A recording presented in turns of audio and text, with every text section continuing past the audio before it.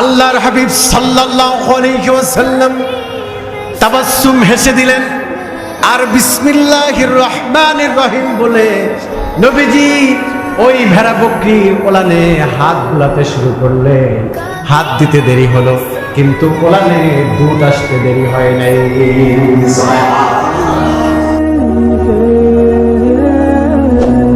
Subscribe now.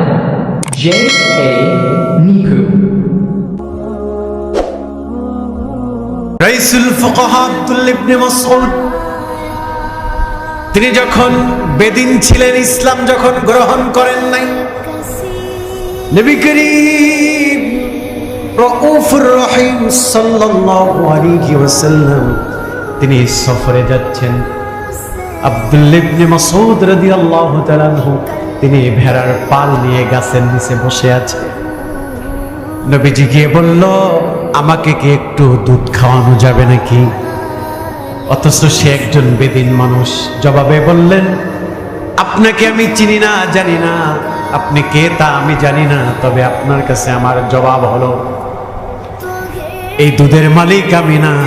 এই দুধের মালিক যিনি, এই ভেড়া বকরির মালিক যিনি, তার পারমিশন ছাড়া কশিনকালেও আপনাকে আমি দুধ পান করাতে পারবো না। আল্লাহু আকবার। নবীজি বলেন, তখনই আমার টার্গেট হয়ে গেছে আব্দুল্লাহ ইবনে মাসউদ, যে একে তো ইসলামের জন্য কাজে লাগাতে হবে। সুবহানাল্লাহ। নবীজি ডেকে ডেকে বলল, তাহলে তোমার দুধ পান করানোর দরকার নাই। তোমার এই ভেড়ার পালের মাঝে এমন কোন ভেড়া আছে নাকি যার কোনো জোর নাই, বাচ্চাও নাই, সন্তানও প্রসব করে নাই? বলল, ডেকে ডেকে বলল, হ্যাঁ, এমন একটা ভেড়া আছে যেটা একদমই জোয়ান, তাগড়া জোয়ান, যার কোনো সঙ্গী নাই, বাচ্চা কনসেপ্ট করে নাই, বাচ্চা দেয় নাই, ওলানে দুধও নাই। রাসূল বললেন, যাও সেই বকরিটাকে, সেই ভেড়াটাকে আমার কাছে নিয়ে আসো। আনা হলো। এবার রাসূলুল্লাহ বললেন, আমি যদি এই ভেড়া বকরি থেকে দুধ পান করি তাহলে কি তুমি কিছু মনে করবা? সুবহানাল্লাহ। তিনি বললেন, কেন আমি মনে করব? কারণ এটা এমন একটা ভেড়া বকরি, এটার তো ওলানে দুধই নাই, আপনি খাবেন কি? আল্লাহর হাবিব সাল্লাল্লাহু আলাইহি ওয়াসাল্লাম তাবাসসুম হেসে দিলেন আর বিসমিল্লাহির রহমানির রহিম বলে নবীজি ওই ভেড়া বকরি ওলানে হাত বুলাতে শুরু করলেন। হাত দিতে দেরি হলো, কিন্তু ওলানে দুধ আসতে দেরি হয় নাই।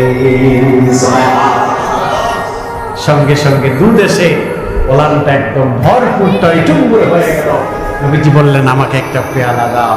পেয়ালা আনা হলো। নবীজি দুধ দহন করলেন, নিজে খেলেন এবং আব্দুল্লাহ ইবনে আব্বাসকে খাওয়ালেন।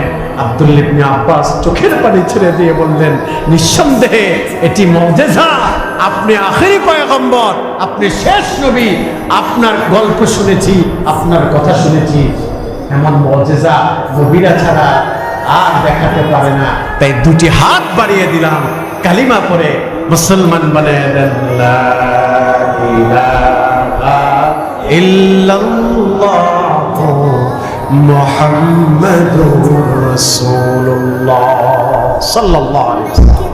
সে আব্দুল্লাহ ইবনে মাসউদ তিনি ইসলাম গ্রহণ করলেন। তিনি আল্লাহর হাবিবের খেদমত করেছেন, তার সাথে থেকেছেন, তিনি রাইসুল ফুকাহা হয়ে গিয়েছিলেন। সুবহানাল্লাহ।